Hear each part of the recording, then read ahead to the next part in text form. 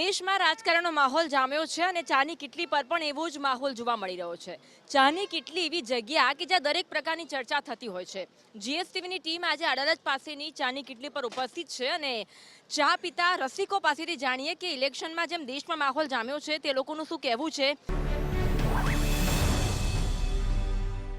શું કરો છો તમે? નોકરી કરવાની. તો નોકરીમાં કેટલો પગાર વધારાની વાત ને એ બધું તમને નથી લાગતું? પગાર તો ઓલરેડી વધારે જ છે અમારે, 18,000 પગાર અરવિંદ મિલમાં ચાલી જાય છે તમને ગુજરાન? ચાલી જાય છે. અચ્છા, તો શું લાગે તમને આ વખતના ઇલેક્શનમાં? આ વખતના ઇલેક્શનમાં આપણે ભૂપેન્દ્રભાઈ પટેલ, આપણો ભાજપ સરકાર, આપણો ગટલોડે વિધાનસભા. ક્ષત્રિયોનો મુદ્દો બી ઘણો આ વખતે છે, લાગે છે કોઈ અસર કરશે? હા, નહીં અસર તો કંઈ નહીં કરે. આ લીક તો ભૂપેન્દ્રભાઈનું વધારે પેલું છે અને સામે કોઈ ઊભું છે કોંગ્રેસનું એ બી અમને ખબર નથી. પ્રચારમાં તો આવ્યા હતા આપણા ભૂપેન્દ્રભાઈ ને એ બધા આવ્યા હતા. તમે તમારી જો વાત કરી, સ્થાનિકો જો વાત કરી? હા, કરી. શું કીધું એમને આ બધું આ ગામનો વિકાસનું બધું ઘણું બધું એમને કામ કર્યું અને ઘણું બધું એમ કે સારું એવું કામ કર્યું છે. આપના ગામનો વિકાસ થઈ ગયો? હા, પૂરો. શું થયું? પાણીની ટાંકી મોટી થઈ, પછી બધાને ગેસના બાટલા, પછી ખેડૂતોને બધું સારું છે. ગેસના બાટલા આપના ગામમાં સસ્તા થઈ ગયા? હા, એ સરકાર તરફથી મળે છે. અચ્છા, એટલે મોંઘવારી નથી લાગતી? હા, મોંઘવારી નથી લાગતી. મોંઘવારી તો મેડમ જે કોઈ બી સરકાર હોય એ તો 1% લેખે વધવાની જ છે, એમાં તો કોઈ થવાનું છે નહીં. એમાં તો સરકાર શું કરે?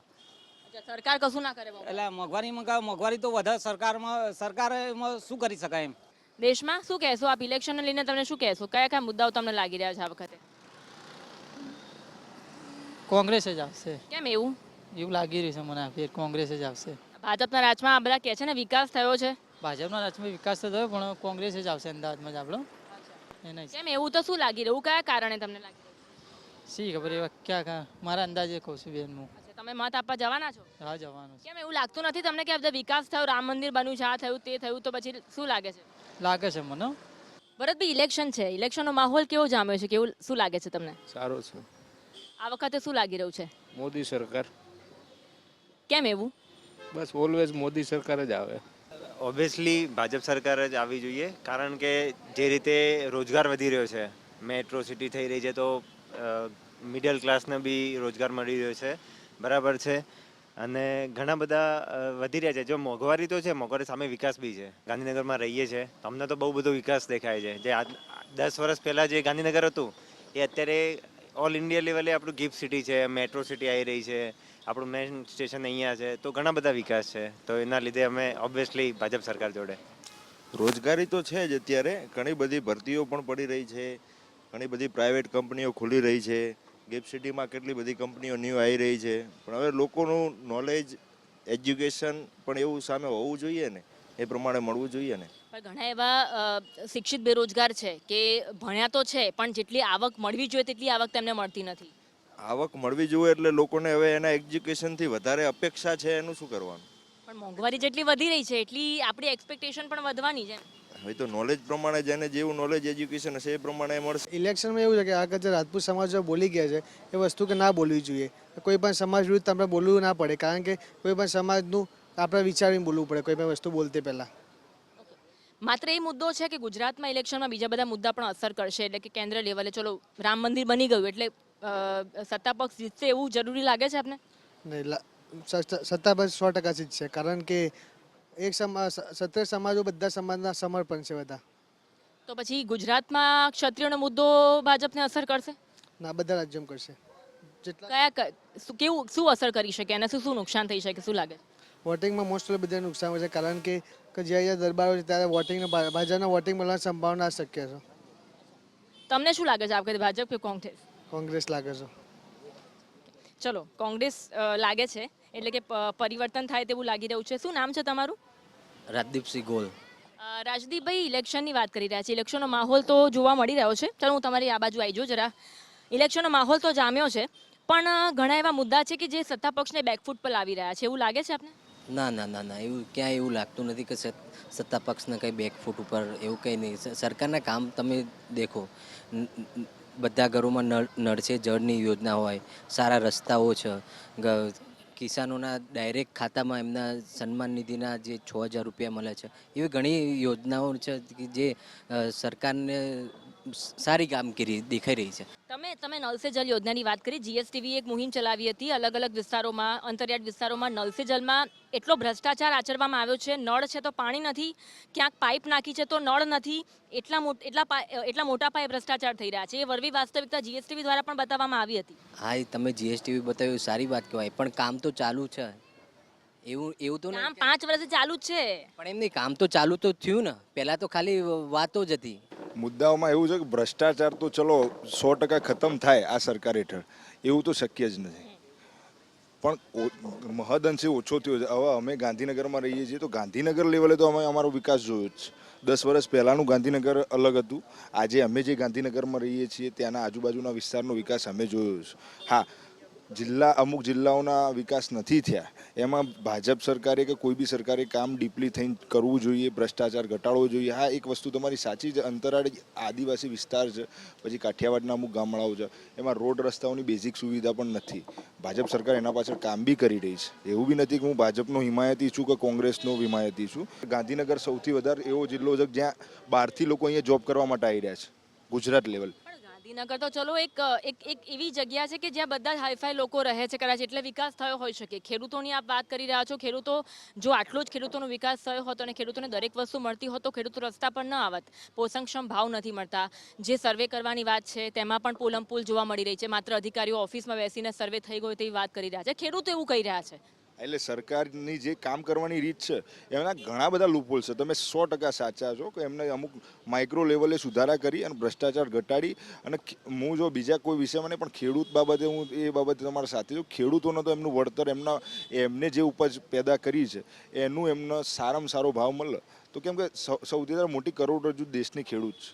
તો એટલીસ્ટ એ ભ્રષ્ટાચાર ઝીરો થઈ જાય એ આ સરકાર જોડે આશા રાખીએ છીએ. તો આ વખતે શું આશા રાખો છો આપ સરકાર પાસે, અને શું ઈચ્છી રહ્યા છો આ વખતે કે કોની સરકાર બનશે? કોની સરકારમાં જો ગાંધીનગરના ગુજરાત લેવલે વાત કરીએ તો ઓપ્શન છે નહીં બીજો. ભાજપ સિવાય સારા તમે કેન્ડિડેટ બતાવો કે જે એટલા દમદાર હોય ને એના સાથે અમે વોટ કરવા માટે. જો નોટા દબાવવાનો આમ જોવા જઈએ તો મતલબ છે ને આમ જોવા જઈએ મતલબ નથી.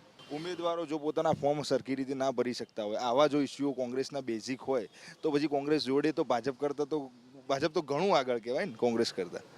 પણ પછી ભાજપના નેતાઓ બોલવામાં બફાટ કરતા હોય છે, એવું પણ ઘણું જોવા મળતું હશે. બિલકુલ. તો એનો એક સમજો કે કોઈ બી એક 5 જણનું ઘર હોય ને તો એમાં 4 જણા 5 સરખા હોતા નથી. એકાદો ઘરનું કંઈક ને કંઈક, તો એમનું કરિયર, એમનું જોખમ. રૂપાલા સાહેબની જો વાત કરી રહ્યા છો તો રૂપાલા સાહેબના કરિયર ઉપર એમને 100% ઇફેક્ટ આવશે. એમાં ક્ષત્રિય સમાજ સાચો છે, વિરોધ કરી રહ્યો છે. ક્ષત્રિય સમાજે પહેલા દિવસથી કંઈ ભાજપ વિરોધ કંઈ મુહિમ નહીં ચલાવી. એમનો ઇસ્યુ છે રૂપાલા સાહેબનો. એમનું કરિયર જોખમમાં મુકાશે જો એમને એવું કંઈ કર્યું હશે. પણ હવે તો કદાચ ભાજપ ના વર્સિસ જ મુહિમ ચલાવી રહ્યા છો, તો હવે તો ચૂંટણી બહિષ્કારની વાત કરી રહ્યા છે અને ભાજપના વિરુદ્ધમાં તાપવાની પણ વાત પહોંચી ગઈ છે. એટલે ભાજપની કામ કરવાની રીત છે કે કદાચ ઉમેદવાર એમને બદલવો નહીં હોય કે જે બી કારણ હોય એ એમની કામ કરે. ભાજપની પોતાની એક રીત છે એટલે એ ભાજપ વિરોધ ગયા. બાકી પર્સનલ તો એમને ભાજપથી કરતા તકલીફ રૂપાલા સાહેબથી વધારે તકલીફ છે ને. અમે રાજપૂત સમાજમાંથી બિલોંગ કરીએ છીએ એટલે અમારા રાજપૂત સમાજે પહેલી વાર ભાજપ સરકાર પાસેથી કંઈક માગ્યું છે કે અમને કેન્ડિડેટ ચેન્જ કરી દો. અમને ભાજપથી વિરોધ નથી તો પણ અમારું માન્ય રાખવામાં આવ્યું નથી. એટલે અમે ભાજપનો પૂરેપૂરો વિરોધ કરીએ છીએ અને અમે વોટિંગ કરવાના વિરોધમાં જ છીએ. તો ચલો આપણે લાસ્ટ 5 વર્ષની વાત કરીએ. શું લાગે છે કે સરકાર દ્વારા જે કામ કરવામાં આવ્યું છે, નાગરિકો સંતુષ્ટ છે ખરા? તમને ખબર જ છે સરકાર, આપણે ગુજરાતમાં ગમે ત્યારે સીએમ બદલાઈ જાય છે, મંત્રીમંડળ બદલાઈ જાય છે, તો તમને ખબર જ છે કે સરકાર કોણ ચલાવે છે. ગુજરાતમાંથી તો કોઈ ચલાવતું છે નહીં. જે ઉપરથી કંટ્રોલ કરે છે એ રીતે સરકાર ચાલે છે.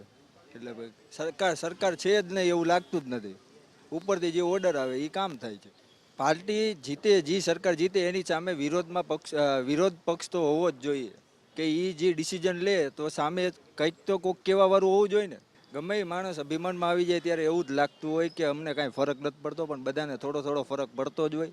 એટલે બધા મોટા નેતા અત્યારે બધા સમાજને સમજાવવા માટે અત્યારે દોડી રહ્યા જ છે. મિટિંગો અંદર બહાર દરવાજે કે અંદર દરવાજે થાય જ છે કે તમે માની જાઓ એમ. એટલે ટૂંકમાં અસર કરશે આ ક્ષત્રિય કરશે, 100% અસર કરશે. ના, એવું નથી. વિકાસ ઘણો બધો કર્યો છે મોદી સરકારે. જેમ કે વાત કરીએ તો ભારતમાં વિશ્વનું સૌથી મોટું સ્ટેડિયમ બનાવ્યું, નરેન્દ્ર મોદી સ્ટેડિયમ. અને રહી વાત રામ ભક્તોની, તો એ રામ મંદિર બનાવીને જે હિન્દુત્વને જે આ લોકોએ મહત્ત્વ આપ્યું છે એના થકી જ એ લોકો ભાજપ 400 પાર થઈ જવાનું છે. પણ સાચી વાત કહેજો, આયુષ્યમાન કાર્ડ હોય, મા કાર્ડ હોય, તેનો ખરેખર લાભ મળે છે ખરા? કારણ કે ઘણા એવા ગરીબ વર્ગના લોકો છે કે જેનો ખરેખર એને લાભ મળવો જોઈએ, તેવા લોકોને તેનો લાભ નથી મળતો. ના, દરેક લોકો જે દરેક ગરીબ લોકોને એનો લાભ મળે જ છે. 5 લાખ તો કેન્દ્ર સરકાર આપતી હતી અને ગુજરાત સરકાર તરફથી બી બીજા 5 લાખની સહાય કરી, એમ ટોટલ 10 લાખ જેવું આયુષ્યમાન કાર્ડમાં હવે મળે છે સરકારને. અમને વાત કરતાં કરતાં ઘણા ક્ષત્રિય સમાજના લોકો પણ મળ્યા અને તે કહી રહ્યા છે કે તેઓ ચૂંટણીનો બહિષ્કાર કરી રહ્યા છે અને આ વખતે કદાચ એના કારણે પરિણામ પર અસર થાય તેવું લાગી રહ્યું છે. આપ એવું માનો છો? ના, થોડા વોટ કપાશે, બાકી આવશે તો ભાજપ જ. કે તો ગુજરાતમાં કયા કયા મુદ્દાઓ છે અને ક્ષત્રિયનો મુદ્દો અત્યારે ઘણો જ ક્ષત્રિયોમાં ઘણો રોષ છે, તો એનાથી પરિણામ પર કોઈ અસર થાય તેવું લાગે છે ખરું? પરિણામ પર અસર થશે રાજકોટ સીટ ઉપર, બાકી આપણે ઓલ ઓવર ગુજરાતમાં વાંધો નહીં આવે. મત આપવાના છો ને, હા. તો પછી મુદ્દા તો ખબર હોવી જોઈએ ને, કયા કયા મુદ્દાને ધ્યાનમાં રાખીને મત આપશો? એટલે કામ તો બધા સારા જ થાય છે બીજેપીના, કારણ કે લેડીઝ રાત્રે બહાર નીકળી શકે છે, જે બીજા રાજ્યોમાં નથી નીકળી શકતી. એ બાબતે સારા એવા કામ થયેલા છે બીજેપીના અંડરમાં. યુવાનો માટે સારા કયા કયા કામ થયા છે ગણાવો? ઘણા બધા જોબ્સ આવે છે, હમણાં ગવર્મેન્ટ જોબ ભરતીઓ સારી એવી પડી છે, તો એના માટે એના લગતું ઘણું કામ થાય છે જ અત્યારે હાલ. પેપર ફૂટવાના પણ કામ સારા થાય છે. પેપર ફૂટવાના એ હવે અંદરો અંદર થાય, એનું સરકાર શું કરી શકે? પ્રશ્નો તો હાલ મેડમ કોઈ છે નહીં એવા પર્ટિક્યુલર, પણ મોદી હે તો મુમકિન હે. આપણે કોંગ્રેસનું શાસન તો કદાચ આપ જોયું છે તમે? ના. અચ્છા, તો આપણે વડીલો જેમ વાત કરતા હતા, કોંગ્રેસના શાસનમાં તો મોંઘવારી ઓછી હતી, પેટ્રોલ ડીઝલના ભાવ ઓછા હતા, અત્યારે જે ભાવ વધી રહ્યા છે તેના કારણે કોઈ ચૂંટણી પર અસર? પણ સામે ડેવલપમેન્ટ બી ઓછું જ હતું ને દેશમાં. ડેવલપમેન્ટના કારણે ભાજપ જીતશે? હા, ડેવલપમેન્ટ તો છે જ ને. ગિફ્ટ સિટી આવ્યું એટલે હાલ પૂરજોશમાં ગિફ્ટ સિટીનું કામ ચાલી રહ્યું છે, એટલે ગુજરાત પીક પોઈન્ટ છે ગુજરાતનું ગિફ્ટ સિટી. ગિફ્ટ સિટીના કારણે પછી રસ્તા પર વારંવાર વગર ચોમાસે ભૂવા પણ પડે છે, એ પણ એક સમસ્યા. એ વાત તમારી સાચી, એટલે સરકારને થોડું એ પગલે બી ધ્યાન આપવું જરૂરી છે.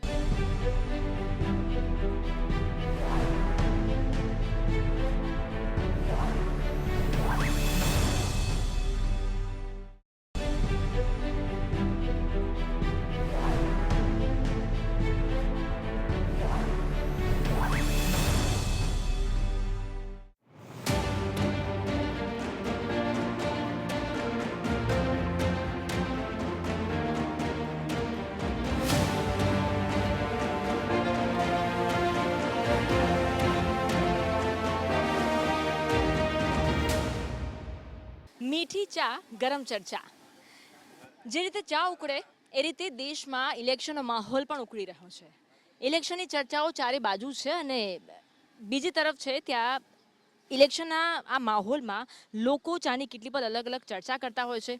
દેશમાં કોની સરકાર બનશે, શું પરિવર્તન થશે, પુનરાવર્તન થશે, તેવી જાત ભાતની ચર્ચાઓ કેટલી પર જોવા મળતી હોય છે. ત્યારે આપણે ગાંધીનગર પાસેના આસપાસના વિસ્તારની કેટલી પર આવી પહોંચ્યા છે અને ત્યાં ઘણા બધા લોકો બેઠા છે. આ નાગરિકો પાસે જાણવાની એ કોશિશ કરીએ કે આ વખતે ઇલેક્શનમાં તેમને શું લાગી રહ્યું છે, કયા કયા મુદ્દા આ વખતના ઇલેક્શનમાં કેન્દ્ર સ્થાને રહેશે. શું નામ છે તમારું? વિનય આહિર. વિનયભાઈ, ઇલેક્શન આવી રહ્યા છે, ગુજરાતમાં 7મી ઇલેક્શન છે. ગુજરાતમાં તમને કયા કયા મુદ્દાઓ લાગે છે? મુદ્દાઓ તો ઘણા છે, પણ અત્યારે તો આમાં સમજાવવા જાય તો બહુ વાર લાગે એવું છે. પણ એક બે મુદ્દાઓ તમને લાગતા હોય? મુદ્દા તો એટલે શું લાગે છે આ વખતે કે મોટા વાળા એમ. કેમ એવું? નહીં, અમને કોંગ્રેસ સત્તામાં નથી આવવાની અને ભાજપને મત દઈને કંઈ ફાયદો નથી થવાનો. કેમ ફાયદો નથી? આટલું બધું વિકાસ થયો છે બધું. વિકાસ સારો હોય, પણ યુવા જે એજ્યુકેશન માટે જે પેપર કાંડ થાય છે ને એ બહુ ઓલું છે, ખરાબ. પણ એ બહુમતીથી ચૂંટાય છે અને એનો કોઈ ફાયદો નથી. પેપર કાંડ તો હાલે જ છે, તમને ખબર છે બધા ન્યૂઝ વાળાને. બીજા કયા મુદ્દા યુવાનો માટે લાગે છે? બેરોજગારી ક્યાંક જોવા મળી રહી? બીજા યુવાનો માટે તો કંઈ ખબર નહીં, પણ સ્ટુડન્ટ માટેની આ ખબર. અમે સ્ટુડન્ટ હોય તો સ્ટુડન્ટના મુદ્દાની અમને ખબર છે. જે આ પેપર કાંડને હાલે ને એ સુધરવા જોઈએ, એમ પેપર કાંડ ના થવા જોઈએ. કારણ કે તૈયારી એટલા લોકો કરે તો એનું તો પાણી ઢોળ થાય, કારણ કે ભાજપની બહુમતી આવે એટલે એની સામે કોઈ ક્વેશ્ચન કરવાનું છે નહીં. અને વિપક્ષ છે નહીં, વિપક્ષ વગરની સત્તા તો મને એવું નથી લાગતું કે લોકશાહીમાં સારી હોય. પણ નોટાનો કોઈ મતલબ નથી તો પણ કોઈ ચોઈસ જ નથી. નોટાને આપવામાં ફાયદો છે. કટ્ટર બીજેપીને જ સમર્થન આપવાનું થાય છે. પણ પેપર ફૂટી રહ્યા છે, યુવાનો છે તે બેરોજગાર જોવા મળી રહ્યા છે. એ મુદ્દે કાયદો બન્યો છે વિધાનસભામાંથી, પેપર લીક થયું એ મુદ્દે. હવે એના પર એક્શન લેવાય છે. હવે એટલે નવી વિધાનસભા બની ત્યારે જ પેલું બિલ આવ્યું હતું, કાયદો બની ગયો છે. હવેથી એ કાંડ નથી થતા, પેપરલેસ લેવાય છે પરીક્ષા, હવે કોમ્પ્યુટર ઉપર પૂરેપૂરું ડિજિટલ માળખું છે. અચ્છા ચલો પૂછીએ અમને શું કહેશો તમે? એ બધાનો ઓપિનિયન અલગ અલગ હોય, મતલબ એનો ઓપિનિયન બીજેપી તરફ છે, બધાનો ઓપિનિયન બધા પોતપોતાનો અભિવ્યક્તિ છે બોલવાની, તો બધા પોતપોતે વિચાર. એ વોટ દેવા આપે જાય તો કોને વોટ આપે, હું દેવા જાઉં તો હું કોને આપું, એ પર્સનલ વ્યૂ એમ. ઓકે ચલો વિરોધાભાસ વ્યૂ જોવા મળી રહ્યો છે. ચલો બીજા કોઈ યુવા પાસે જઈએ, એમને પાસેથી જાણવાની કોશિશ કરીએ. ઘણા બધા લોકો બેઠા છે. કેમ છો? हेलो मैम, मैं हिंदी में बोलूँगा. ओके कोई बात नहीं. इलेक्शन का माहौल है अभी देश में. आपको क्या लग रहा है इस बार इलेक्शन में क्या होगा? 100% बीजेपी आएगी. उन्होंने काम अच्छा किया है हमारे प्राइम मिनिस्टर साहब ने. यंग लोगों के साथ भी काम किया, इंफ्रास्ट्रक्चर काफ़ी अच्छा किया, रोड में डेवलपमेंट्स किए हैं. लाइक अगर आप कोई भी इंडिया से बाहर आता है, एयरपोर्ट पे विजिट करता, तो एयरपोर्ट से उन्होंने इतने अच्छे बनाए. रेलवे स्टेशन में भी रीडेवलपमेंट का भी काम चल रहा है, तो काफ़ी अच्छा काम किया उन्होंने, और एक बार और मौका देना चाहिए मोदी साहब को. ओके तो आप कहाँ से हो? मैं वैसे पर्टिकुलर तो बिहार से हूँ, पर अभी नेटिव मेरा गांधीनगर ही है. अच्छा तो आप फ्रिक्वेंटली आते हो या? नहीं, मैं गांधीनगर में सेटल हो गया हूँ. हाँ. सब लोग कह रहे हैं कि गांधीनगर का विकास हुआ है, लेकिन ऐसे कुछ विलेजेस है जो जिसका विकास नहीं हुआ है, रास्ते अच्छे नहीं है. आपकी बात एकदम सही है. विकास पूरे ऑल ओवर इंडिया में नहीं हुआ है, वो इस चीज़ को मैं भी एक्सेप्ट करता हूँ, पर अपनी जो कंट्री की आबादी है 140 करोड़ है, तो सबको एक साथ हैप्पी कर देना इस 10 ईयर में वो भी पॉसिबल नहीं है. पर आप यही लास्ट 10 ईयर से आप वो प्रीवियस डेटा से आप कंपेयर करोगे तो रोड अच्छे हुए हैं, लाइक हाईवेज और ये. हाँ, जो इंटरनल जो आपने बोला जैसे विलेज में वो कनेक्टिविटी नहीं हो पाई है, वो चीज़ इस टेनर में 100% हो जाएगी. तो आप यहाँ से वोट देने वाले हो ना? जी हाँ, मेरा वोटर आईडी कार्ड गांधीनगर का ही है. ओके तो गुजरात में आपको क्या लग रहा है अभी क्षत्रियों का जो पॉइंट चल रहा है वो उसका कितना इफेक्ट रहेगा? देखिए, कास्टिज़म एक ऐसी चीज़ है ना, वो पूरे स्टेट के साथ पूरे इंडिया में भी है. आप यूपी ले लो, बिहार ले लो, हरियाणा ले लो, उत्तर प्रदेश में कास्टिज़म तो चलता ही चलता है, और कास्टिज़म है इंडिया में है. और जो क्षत्रियों का मुद्दा है, वो भी जो क्षत्रिय लोगों ने मुद्दा उठाया वो एकदम सही मुद्दा उठाया, पर मेरे को नहीं लगता कि ये बीजेपी को उतना डेंट दे पाएगा, मेरे को नहीं लगता. અલગ અલગ વ્યૂ આવી રહ્યા છે. આપણી સાથે એક લેડી પણ છે. તમે મત આપવાના છો? हाँ, તો કયા કયા મુદ્દાઓ તમને ધ્યાનમાં રાખીને મત આપશો? विकास हुए हैं, गवर्नमेंट जॉब की थोड़ी रिक्वायरमेंट है लोगों को, अभी स्टूडेंट लोगों को, तो वो थोड़ा एक है, अभी वो मुद्दा नहीं अभी उतना आया है. तो क्या करना चाहिए उसके लिए इसके सरकार? लिए थोड़ा वैकेंसी आनी चाहिए गवर्नमेंट डिपार्टमेंट में कि लोग स्टूडेंट जॉब ले सके, बेरोजगारी खत्म हो. अभी यहाँ पे बातचीत की तो पेपर लीक का भी एक मुद्दा सब लोगों ने बोला, पेपर लीक हो रहा है, तो वो एक मुद्दा इस इलेक्शन में रहेगा क्या? नहीं, पेपर लीक नहीं होना चाहिए मोस्टली, तो क्योंकि ऐसी सरकार मतलब इतना हार्ड है कि मतलब ये चीज़ तो नहीं होगी मोस्टली. तो इस बार आपको क्या लग रहा है क्या होगा इलेक्शन में? 100% बीजेपी आएगी. ઓકે ચલો યુવાનોનો અલગ અલગ મત છે. બીજા કેટલાક યુવાનોને પૂછવાની કોશિશ કરે. ચલો ત્યાં જઈએ પહેલા. ઇલેક્શનનો માહોલ અત્યારે દેશમાં છે, શું લાગી રહ્યું છે, કેવો માહોલ જોવા મળી રહ્યો છે? BJP always right. કેમ એવું લાગી રહ્યું છે? બસ માહોલ એવો છે, મોદી સરકાર જિંદાબાદ. પણ બીજા ઘણા બધા અમે લોકો ઘણા યુવાનો સાથે ચર્ચા કરી. બેરોજગારીનો મુદ્દો છે, સરકારી વેકેન્સી એટલી નથી મળતી તેવું પણ યુવાનોનું અન્ય કહેવું છે. હા, એ વાત તો સાચી, પણ જે યુવાનો બેરોજગાર છે તે લોકો મહેનત નથી કરતા. પેપર ફૂટવા મહેનત કરે પણ પેપર ફૂટવા પાછળ બીજેપીનો હાથ છે, એ વાત પણ સાચી છે. એના માટે સરકારે શું કરવું જોઈએ? એના માટે સરકારે કડક પગલાં લેવા જોઈએ. જે લોકો પેપર ફોડે છે એમના પર બીજેપીની સરકાર છે એટલે એ ચાલી જ રહ્યું છે અને ચાલવાનું છે. તો પણ બીજેપી આવશે. માહોલ એવો છે, વાતાવરણ એવું છે, એટલે બીજેપી 100% આવશે, એ તો ખબર જ છે. બીજેપી હૈદરાબાદની જેમ અત્યારે ચાલે છે, અક્કી બાર 300 પાર. જો હું MBA કરેલો છું, બરાબર, 6 મહિના હું બેરોજગાર જ હતો. અત્યારે મને HR ની પોસ્ટ મળી, પણ ત્યાં સુધી મેં ગવર્મેન્ટ ફોર્મ પણ ભર્યા હતા, પણ કંઈ હજી સુધી કંઈ થયું નહીં. તો એ સરકારને રાખવું જોઈએ ધ્યાને. એના માટે સરકારને તમે શું કહો છો? વધારે આપણે શું કહેવાય એને, ભરતી વધારે ભરતી કરવી. તો પણ તમે આ વખતે એવું જ કહો છો કે ક્લાર્કની ને એવી ભરતી હોય, પછી એવી રીતે પછી MBA માટે પણ કંઈક કરવું જોઈએ, બીજા કોઈ ઊંચી હાયર પોસ્ટ હોય એના માટે પણ કંઈક કરવું જોઈએ. ઘણા બધા મુદ્દાઓ દેશમાં છે કે જે આ ઇલેક્શનમાં અસર કરી શકે તેવા છે. પરિણામ 4 જૂને ખબર પડશે કે જે યુવાનો એક તરફ કહી રહ્યા છે કે બીજેપી ફરી એકવાર સત્તામાં આવશે, બીજા તરફ એવું જોવા મળી રહ્યું છે કે કદાચ પરિવર્તન પણ જોવા મળશે, નવો પક્ષ જે છે તે પણ કદાચ સત્તામાં આવી શકે. એટલે ઘણી બધી ચર્ચાઓ ચાની કીટલી પર થતી હોય છે અને એક માહોલ ચાની કીટલી પર જામતો હોય છે.